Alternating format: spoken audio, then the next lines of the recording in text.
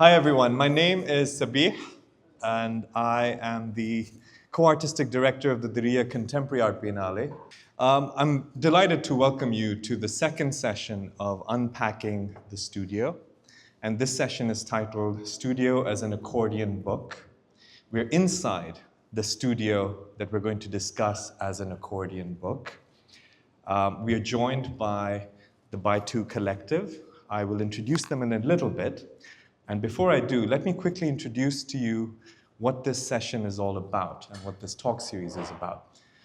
Can you, before I begin, let me know who all attended the previous session? Because if you haven't, then I can introduce it in a little bit more detail. If most of you have, then I might just skip over something. How many of you attended the previous session? Okay, only a few. So then I hope you'll bear with me if I repeat myself a little bit. Unpacking the Studio is a series of artist conversations, and it explores a redefinition of the artist studio in the 21st century. Why we thought this was interesting and important is because not only has the world changed, art practice has changed, and the way art is made has changed. And so while we have some cliched ideas of the artist studio, usually it's a large space, something like the image or photographs of the Jackson Pollock studio or the Mark Rothko studio or Francis Bacon studio of the solitary solo male artist sitting, brooding, contemplating, and then painting. Clearly we know that that was a very brief time in history when studios were actually just this solo, solitary space to make art, right? Because the longer history of studios has been much more collective and much more complex. They worked in kind of religious contexts. People often made art for religious and devotional purposes. And so they were in the form of ateliers. They were in the form of workshops, both in Western and non-Western contexts. So maybe we can start running the slideshow. We're going to have the slides on loop. I'm not going to be illustrating this talk. So we know that the studio has had a long history, which is not just the typical solo kind of studio of a Jackson Pollock or Mark Rothko. And the reason why I want to trace it back to this older history is because we are also seeing a revival of a much more complex idea of the studio. And it's a much more complex and much more interesting idea of the studio, also because not only, like I said, the world has changed, art practice has changed, and our cities have changed. So Unpacking the Studio is a way of deep diving into different artist practices to see what is the studio for them. And the proposition is that the studio for each practice involves a constellation of sites, right? Why does it involve a constellation of sites? Because you might just be doing one element of your production in your studio, but the rest of your studio is located in a printer somewhere else, in a fabricator somewhere else, in a library or an archive somewhere else. So imagine that for each artist, the studio might be a very interesting set of dots on the map, creating a different constellation in your city. So if you were to explore your city in a completely different way, you can actually start with the artist studio because they ask the most odd and interesting questions. They try to mix up the most odd and interesting material. And therefore, they make disciplines, knowledges, materials interact with each other in the most odd kind of ways. And so I've discovered many studios, and with those studios, I've also discovered my own city completely in a new way. Now, this Unpacking the Studio series is also inspired by other initiatives that have been happening since the 21st century that include the Sarai City as Studio program. They called this program the city itself as a studio. And they were looking at artist residencies and kind of complicating the idea of the studio in that respect. The other few things I wanted to mention is that if you think about it, a lot of artists now do a lot of research. And there was a time when people did research for making art. So they used to do research as a backdrop or a background, the back end of their practice. And now, for a lot of artists, the research is their art.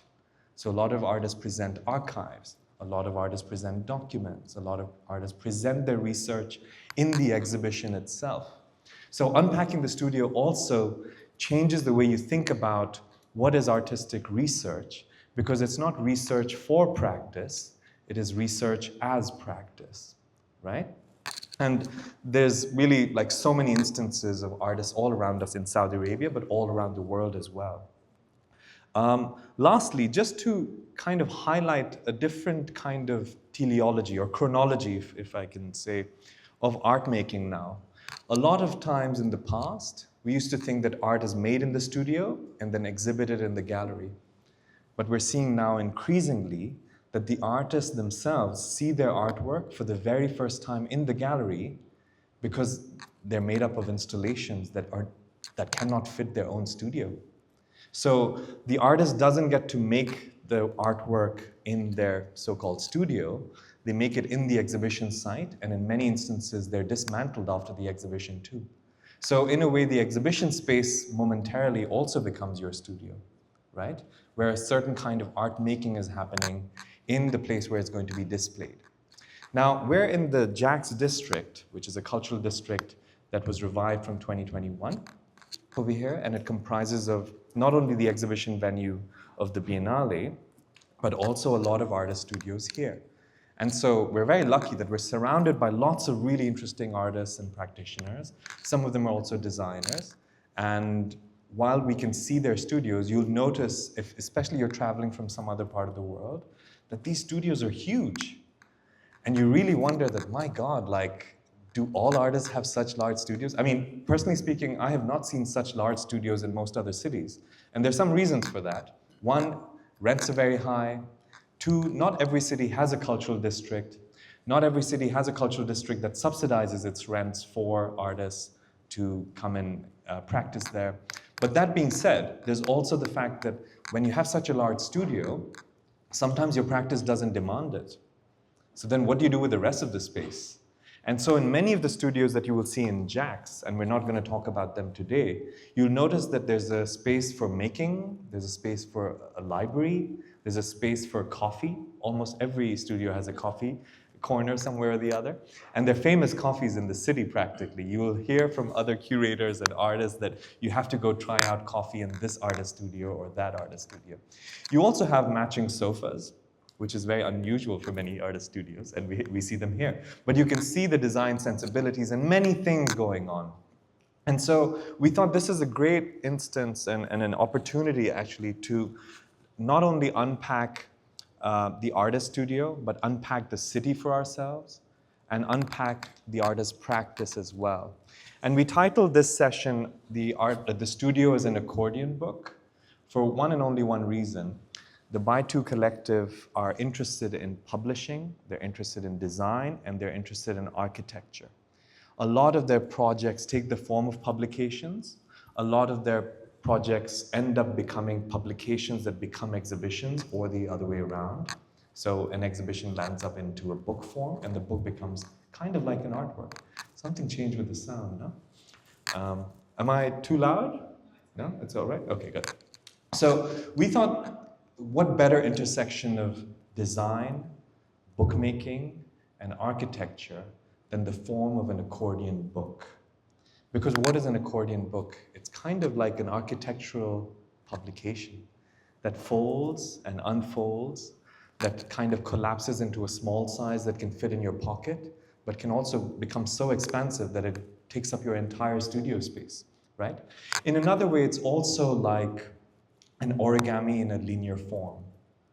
And so for us, we were really interested in looking at bytwo's practice as an instance, not just to understand bytwo or Saudi Arabia, but possibly have a kind of glossary of what are the kinds of studios and the terminologies and metaphors we could apply to them. And it might change the way we think about contemporary art in general, right? So we hope this inspires maybe other artists, other curators, other writers to think about their practice in new formats, because the older formats are really not holding up anymore, right? Okay, so on that note, let me just quickly introduce bytwo. We're joined by the bytwo collective. The bytwo collective or studio was set up in 2021. It comprises of Muhammad al-Ruwais and Abdullah Kenani. Muhammad is on my left, and Abdullah is on Muhammad's left. Thank you very much. Mohammed grew up in, I'm going to just introduce so that we don't make this session a biographical one.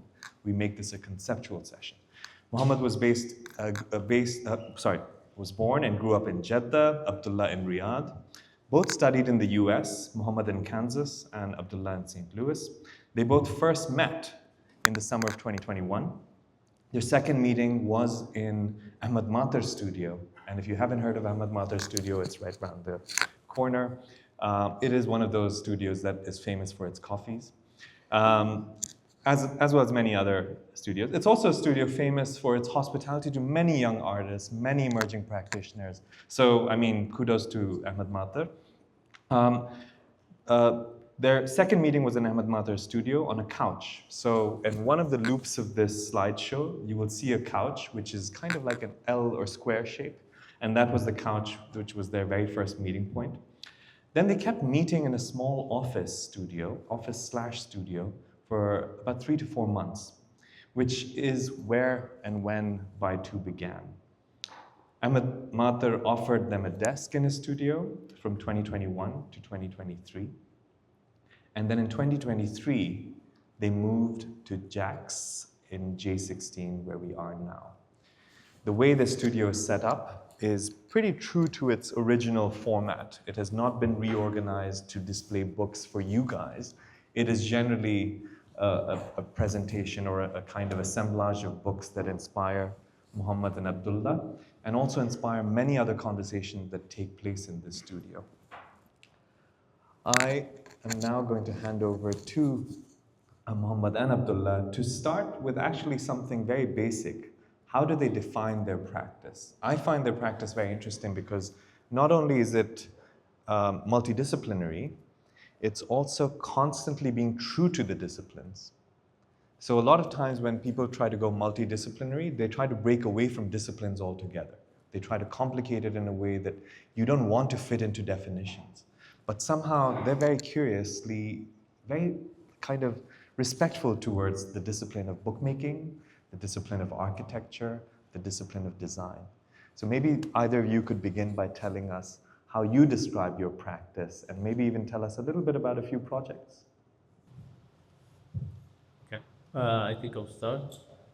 First of all, thank you so much for the very nice introduction. Thank you everyone for coming. If I would like to describe our practice, we're a design studio that work across exhibition, research, and publishing.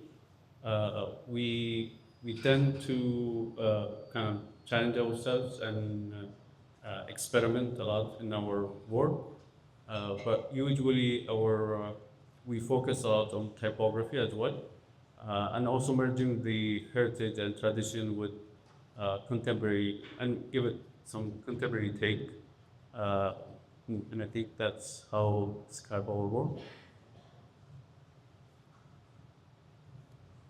I think that sums up exactly what we always try to push or say is to describe ourselves as design studio first, and then everything comes later. We've been involved in so many different things, whether it's physical and digital, artistic maybe sometimes, where it takes research aspects, but we always say in a design studio first. It's interesting also because while it's a design studio and Muhammad and Abdullah bytwo Studio keep publishing, maybe you want to tell us a little bit about the kind of projects that you've done, what form they take, because they are exhibitions, but are they conceived first as a book, or are they first conceived as an exhibition, they become a book? And I know, if any of you have heard of the first major book fair, art book fair over here called Paperback, Abdullah and Muhammad have been quite instrumental also in kind of imagining the design element of that, no? So maybe you can tell us a little bit about that as well. Yeah, a lot of our projects sometimes start as a book first, then it develops into maybe an exhibition or a design investigation, or whatnot. Paperback was one of those, ideas that kind of was selfish for us because we kept chasing those art book fairs all over the world. We wanted to see an art book here also today, and with the help of Japs and DBF, they were instrumental also in kind of making it actually happen. So that was a way for us to think of something that we wanted to happen and wanted to exist, or a problem that nobody maybe talked about or came to us as a kind of grief or something like that. It was something that it really wanted to see happen in the community in Jacks, and it also kind of happened for selfish reasons. Yeah. Just to backtrack a little bit, because the previous session that we had of unpacking the studio, we were looking at the studio as a hive, because Abdulaziz Al-Abdulaziz really looks at inviting more people to inhabit the studio. And what was interesting in that session was that he was very conscious of not making them collaborators. So how to cohabit a space without necessarily calling it a collaboration or a collaborative practice. And that's quite remarkable given there is such a currency for collaboration nowadays, that if people are coming together, let's immediately collaborate, right? So Abdulaziz Al-Abdulaziz was really doing this out of a certain kind of generosity of creating a milieu, a kind of environment to be around artists in his own selfish way. And which he says it that way. He didn't want to be alone practicing. He wanted to have conversations with other artists. And so the studio becomes a kind of a hive of many people cohabiting, not necessarily collaborating to make a common work. In fact, some of those artists are here. Turki's over here with us and a few others. I want to ask you, was there ever a moment when it would be by 3, by 4, by 5? How did it become by 2, and how has it stayed by 2? I don't think it will change the name, that's for sure. But I think that when we first started, we really we took the idea of kind of collaborating with a lot of creatives. Usually, when we get, let's say, a big project, we tend to collaborate with creators and specialists in a specific field. For example, if we want a specific style typography, we would collaborate with someone that's specialized in this type of work, which really allowed us to learn and kind of educate ourselves as well, and kind of sharing the knowledge with the creatives. But I don't think we will change. We will be by 3, by 4. Let's say by 2, yeah. I would add to that yes, maybe the name might indicate 2 parties that maybe drive for the way. Also, I think collaboration is at the heart of what we do. We love whenever we start a new project with whomever, a client, another friend, or an artist. You put their name first, and then you multiply it by 2. I think we've never done a project without at least one of those amazingly successful projects without collaboration. Got it. And I know that you are very conscious of maintaining a certain kind of autonomy. Unlike a lot of design studios that are waiting for either clients or people to come and give them a project, you do try to maintain autonomy. And how does that work? Do you go offering services, or do you go with a project and propose it somewhere, or do people come to you? How does this autonomy as an art practitioner sustain, and I don't mean just financially, I mean literally to conceive projects as well? I think it starts with a conversation first between me and Abdullah, and it turned into a presentation. So whenever one of us actually has an idea, we pitch it to each other first. And then we develop that idea further. One of them is, of course, paperback and the bookshop, which we will talk about, and also the saddle. And you asked about if we start book first and then the project. For some of them, it started with just collecting as much as possible, and we didn't know what's the outcome at the beginning. The first 2 years, we were just collecting. We were obsessed with the differences and how we can kind of investigate the emblem itself. And then it turned into an exhibition and hopefully soon a book. So it was like the Saudi emblem project is actually displayed in those drawers. So when the session ends, you can go walk over and see in these kind of vitrines how the Saudi emblem project manifested. But this was first initiated by you, and then you proposed it somewhere, and then the ministry took it up, or the other way around. No, you pitched it. We pitched it to the ministry. We became actually the ministry approached us to do an exhibition about the project, and we did in the Masman, and then we also did an exhibition, the South African exhibition in Osaka Expo 2025. We're going to come to Japan in a bit, but before we go to Japan, because you'll see a lot of Japanese books and publications here, and you wonder what's going on and why Japan.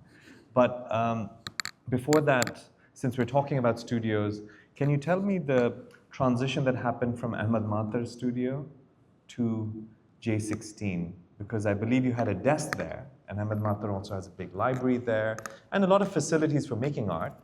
But when you were moving here, you got this space. What was the, yeah, there it is. So it started off like this. So what was that move like in your minds that, okay, we're gonna now inhabit this space, let's start collecting books, this is what we're gonna do, or let's see how it goes, we go with the flow? I think it's funny.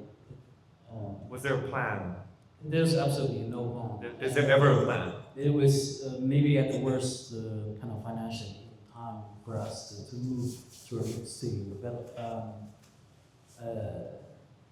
it felt like a long breakup, but it's not a breakup.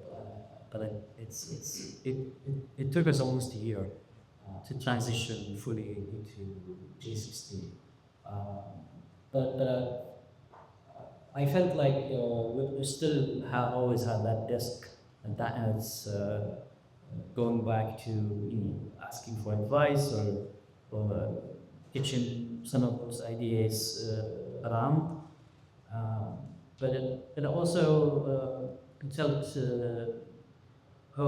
things are getting serious. That now we've been quite since 2021 until 2003. Then we've been kind of operating in the back of Ahmed's, tiny guest.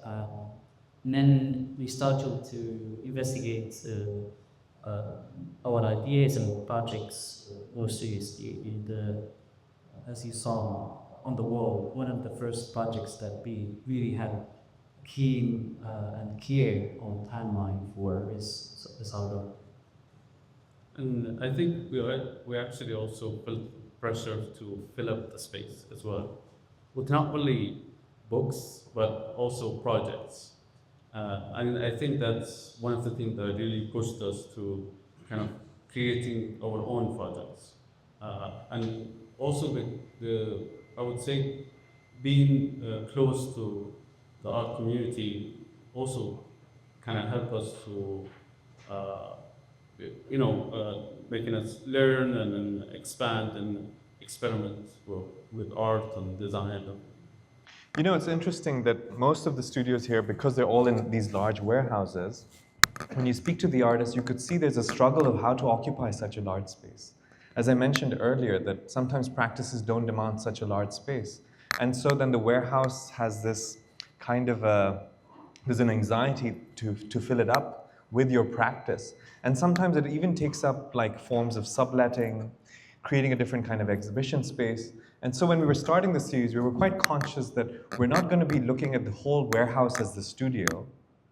Rather, what is the studio in the warehouse, right? Interestingly, with the bytwo practice, the whole warehouse is being utilized as the studio. There's an office space at the back, which you don't have access to.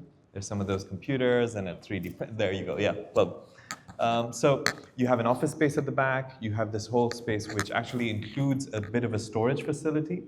But the interesting thing, as you will notice all around you, is the storage or the archive is on full display, practically. So there's a constant kind of an exhibition of a lot of the existing material, the ephemera, the collaterals of projects, as well as things that inspire them to create more.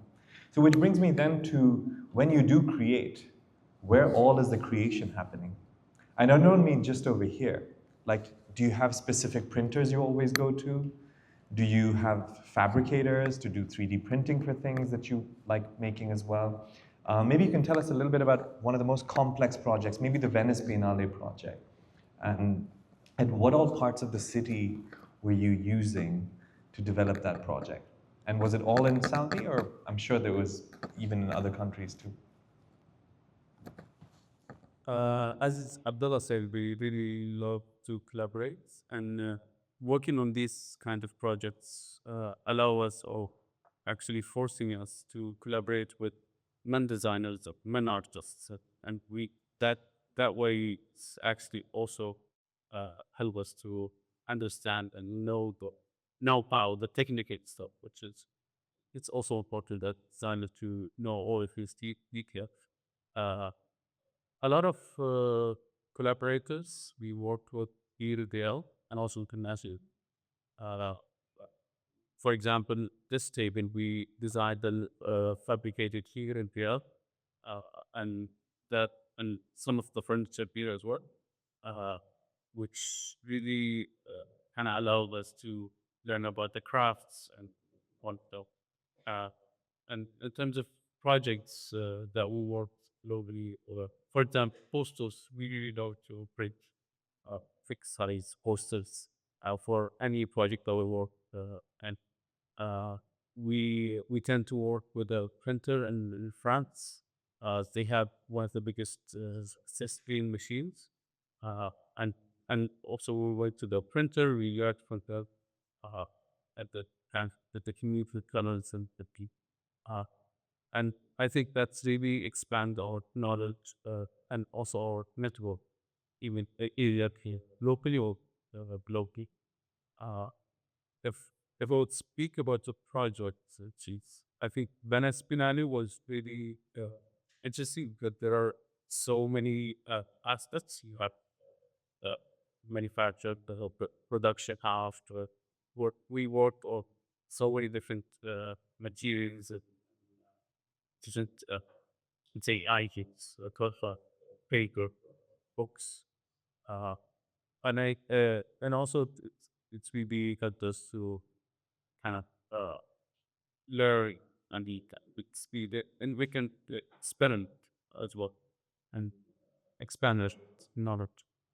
So the Accordion book also unfolds other people's practices because you do work collaboratively with them and not just take their services. 100%. 100%. I think sometimes we find excuses to work both.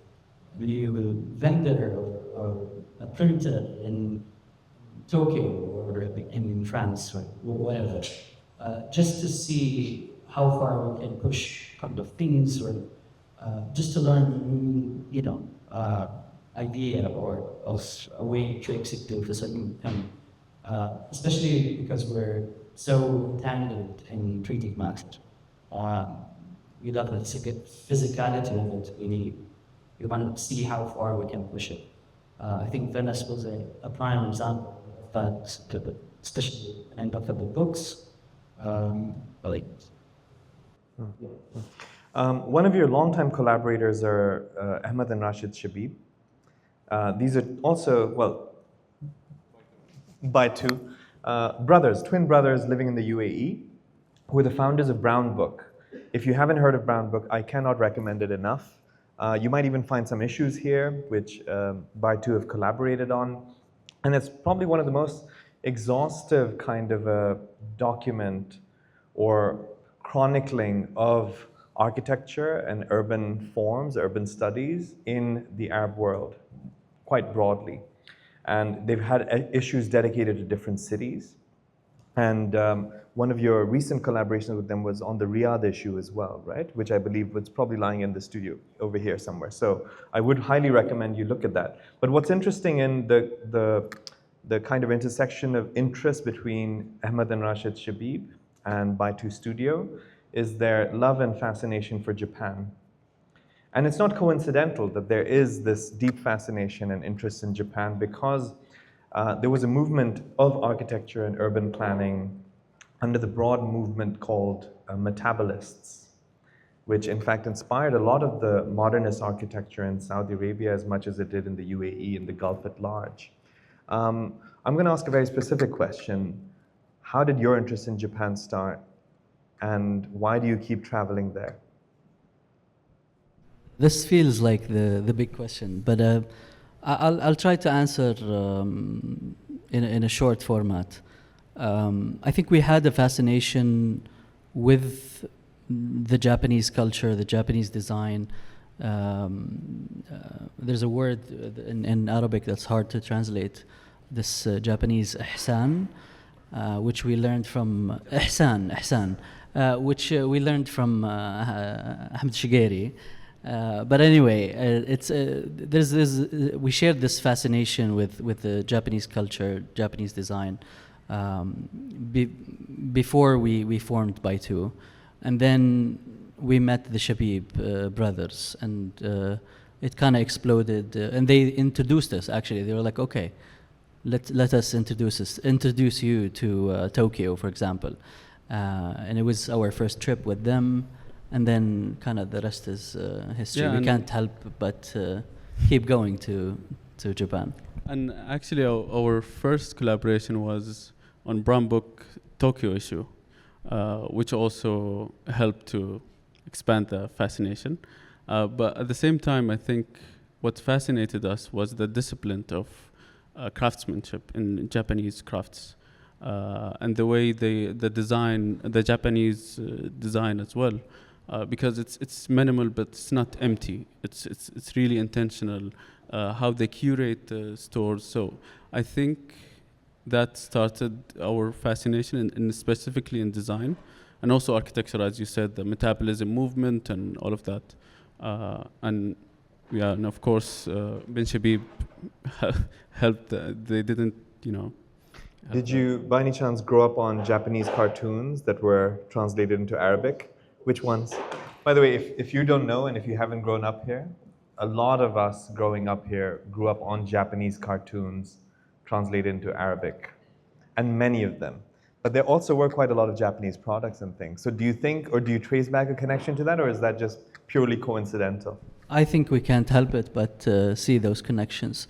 I remember when we went to Switzerland for the first time, we kept talking about Heidi, which is an old anime that was just embedded in our memory, for example.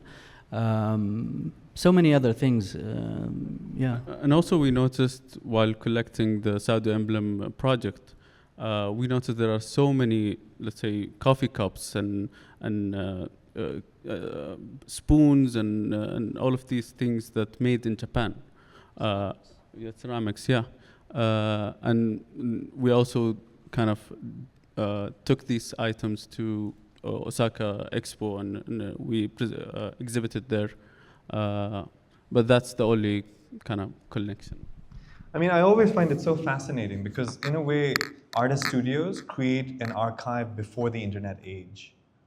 How? Because they make the connections, the bilateral connections and relationships before diplomacy does, half the time. Or sometimes diplomacy and art practice might go hand in hand as well, based on the kinds of policies or collaborations that are happening. And so you could literally trace through so many artists' practice the different kind of national vectors that get drawn across the world based on what they're inspired by and how did those inspirations come about. You will see a lot of publications from Japan on this table. So my last two questions here are, why this table here, and what's going on here? Why this collection of books on full display all the time for yourself? I simply call it our reference table. I go back to it almost every day to find solutions to certain problems, to find inspiration. It's like a big physical mood board. And also to fill up the space as well. Fill up the space. I mean, it could have been a bookshelf, no? A large bookshelf, which would have had a very different kind of a look and appeal.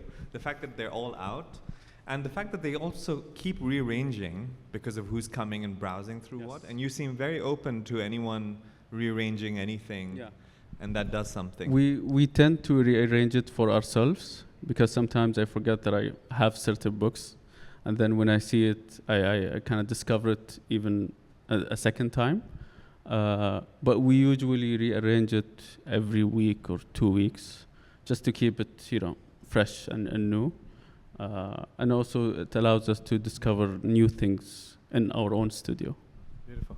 I think you're being, sorry, please go on. Another way of us using it was quite helpful for us to actually build the timeline for the Saudi emblem, because it's just fragmented, and having a 6 meter long table quite helped a lot with that.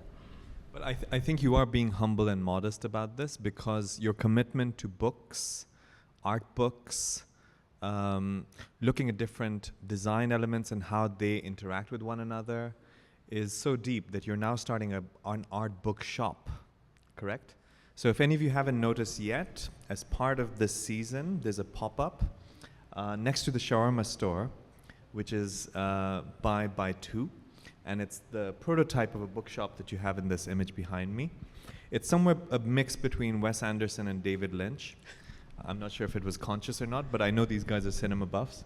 So there's this where you can go buy books, and this is only a prototype for something that's going to be more permanent.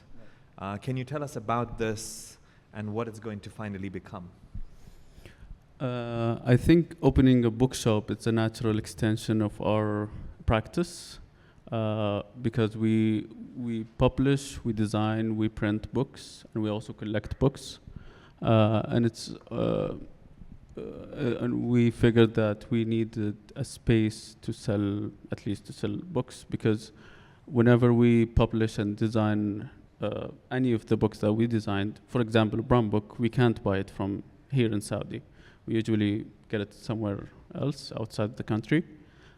So we decided to open a bookshop, which is an idea actually it has been kind of cooking for the past 2 years. And then we thought this is the perfect time to do it.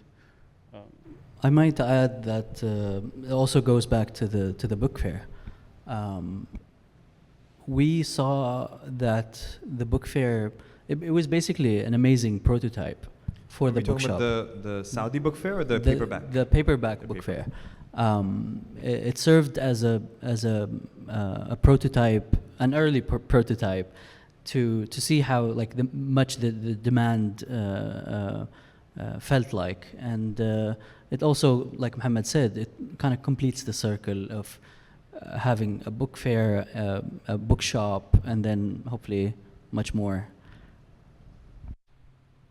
And this is just a pop-up or a prototype for to announce the bookshop, and hopefully in a couple of months we will open the permanent bookshop, and we will focus on books that talks about architecture, design, art, and culture.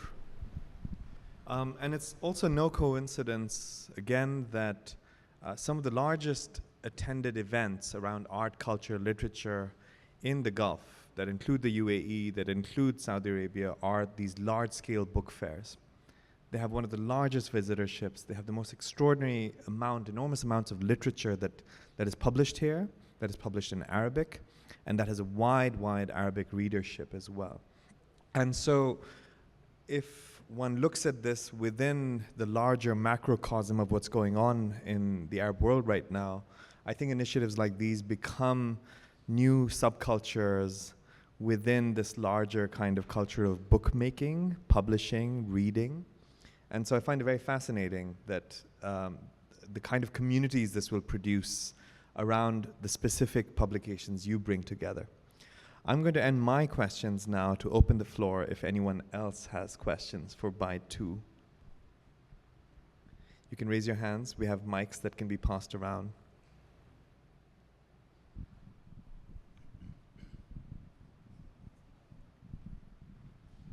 Yes, someone up front.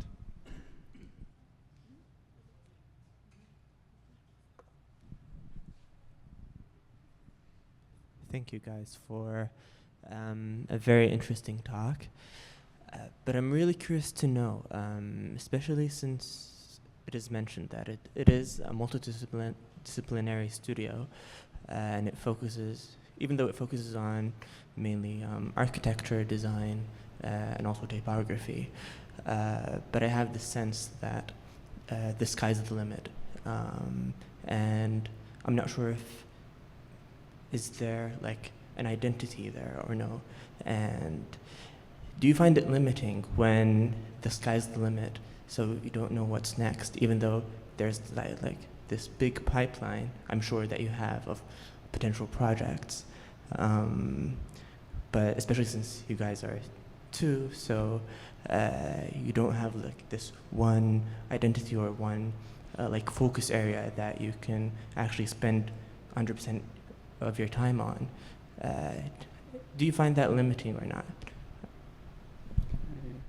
I think that's what excites us is we usually, for example, I wake up, I don't know what's coming next, that's what kind of excites me for doing whatever I feel like. It doesn't have to be a specific, let's say, designing something specific, but whenever I come up, if I have an idea, I can actually execute it. For example, we needed a table for the studio, so we designed it and produced it. And I think that's the beauty of kind of working for yourself, is doing whatever you want to do. And as you said, the sky's the limit. But I don't think that limits us to or maybe I don't know if that's. I might jump in and say yes. It's the most exciting thing to do is just to, like, I never thought this year I would be like, yes, we talked about doing a bookshop, but actually getting into a retail game, getting a POS device, and doing any of that. I never thought I would be. What's a POS device? It's where you pay with your phone or your card. It's funny, but it's whatever I guess we're having with bytwo allows us to have so many hats.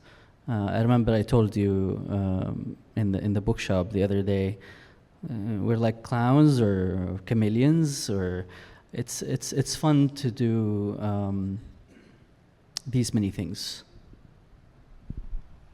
Any more questions?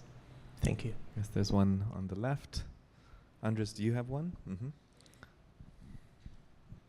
Hi. First, thanks for the talk. And I have a quick question about the book department. When I first stumbled upon it, I thought I walked into an art installation. So I just have a question about the design aspect and whether whether it's referencing something, or whether there's a reference to the design of the book department.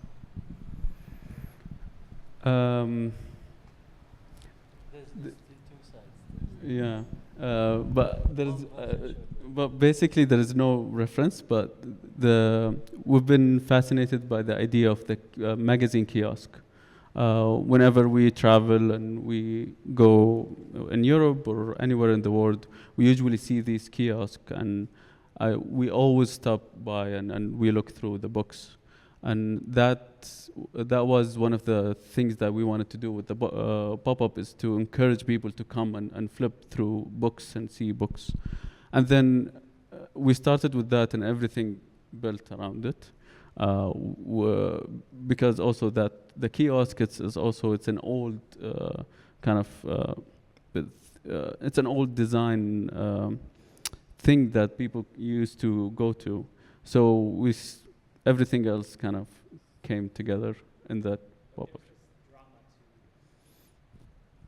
I think I think we wanted to have this surprise aspect. So we wanted to close everything so people can kind of be curious. They want to see what's inside, and that's why we did the curtains, and then everything else built from there. It's also a solution to a very simple problem. We had an 80 square meter empty space with walls that we didn't like the color of, so we had to cover it with curtains. And yeah. It's very interesting because what I'm hearing, and you've said this a few times about filling up space or modifying a space that you've received, it's not like you've got the content that will take the form of an accordion book. You've actually got a whole bunch of pages that are the accordion book, so you're now going to figure out how you're going to play with it. So it is also playing and responding to the spaces that you get access to, as opposed to necessarily letting the ideas shape how many folds this accordion book is going to have. Because you're right, that it is a very theatrical presentation. It's very theater in the old-fashioned way. It could be in London somewhere in this kind of... And also the jazz background music really helped. But yeah, it doesn't... It's not referencing anything, and we also designed it in like 10 days, which was really fast. So everything, so we just put everything on the paper and we just run with it. Nice. Any more questions? I had one. Andres, yes. It feels a bit like a wonderkammer, like a cabinet of curiosities. I'm seeing here also, apart from the books, a lot of objects. So how do those come in, and what role do they play within this whole ecosystem of your studio? And is it just from the travels? How and do they have the same role as the books, or what role they play here? We love design objects, and I think the bookshop is also an excuse for us to sell stuff like that. We love pencils and tools, matches, and so on. Yeah. And also you can find some nostalgic things. For example, the matches, the pens, the stamps that says Mumtaz, Jayyid Jiddan, and all of these things. We tend to get inspired by these objects, especially packaging and all of these kind of physical things. And also from our travels as well. It's not a cabinet of curiosities, it's a table of curiosities, clearly. We have a question by Maria at the back, then we come to you, Marwa. Hi, everyone. It's so lovely to be here again. As a fellow book lover, it's always inspiring to be in this space. I wanted to ask a question about your relationship to text. Because your practice is mainly design, photo books, printing. So how do you go about kind of working with writers? What's your relationship with kind of the text part of the bookmaking process? Do you want to go? I think typography is the word. Since we're designers, sometimes we think of text as an object, as a shape. And you see that a lot through our text-heavy books, i.e. Rooted Transience, a couple of the supplements in Brown Book, they're mostly text. So we approach it with typography first. Of course, content matters, but again, it's a shape, at least to me. In fact, one of the earliest artifacts in the studio was this large letter in yellow at the back, right? We saw one of the slides where a pickup truck was carrying a letter out of a warehouse. You were going to say something, Mohammed? No, I was about to say we see it as an object or as a visual element that we can manipulate and work with. We start with typography and then everything else kind of fall apart. I suppose, Maria, your question is also whether bytwo also author texts, or is it collaborating? Yeah, do you collaborate with writers who then produce the content while the text for you is the object or the image? The most text heavy was the Saudi emblem because it needs kind of historical background, it needs a design investigation point of view. So we did work with Ghada Al-Mhanna. We worked a lot, especially for the exhibition, to give that aspect, a historical aspect or a design investigative aspect. There is something about a clutter that keeps coming up. A clutter of texts, a clutter of letters, a clutter of images in bytwo's design. And in fact, one of the ideas we were initially exploring before we arrived at calling this studio as an accordion book was we were thinking about whether this is a studio as a zip file that you unzip and then it just has an explosion of material just all sitting in there. But I think bytwo themselves felt much more closely aligned with an accordion book as a physical kind of an object, which manifests in multiple ways in the studio. Marwa, you have a question. Thank you, everyone. I'm a fan and a proud neighbor, I would say. I think I don't know how to kind of really articulate my question, but I excuse my ignorance. I don't know what's the history about self-publishing in Saudi. And a part of your ongoing dynamic in the studio, paperback as a art book fair, and then now the permanent bookstore, which all of us are excited about, no pressure. My question is self-publishing, meaning which, what Maria mentioned, collaborating with writers. Is self-publishing in the pipeline or something that you would consider? And I want to know, like, generally, what's the self-publishing kind of situation in Saudi? Yeah. The very first public self-published book will come out this year, which is the Saudi Emblem Archives. But to your question about self-publishing, for the longest time we had this idea of bytwo publishers and having, you know, a whole array of books that we thought at the beginning it's that easy. It's actually the absolute hardest thing we've ever tackled. I'm not saying that to discourage anybody, but it's worth exploring and kind of chasing.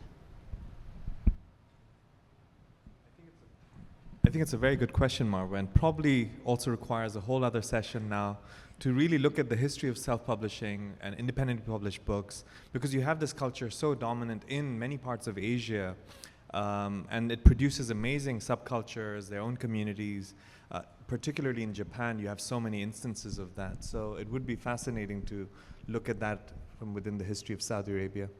And just one thing is that I kind of noticed that a lot of people they wanted to create or make their own books, but they are also intimidated by doing a book because they always think about the idea, why would I do it? I need text and all of these things.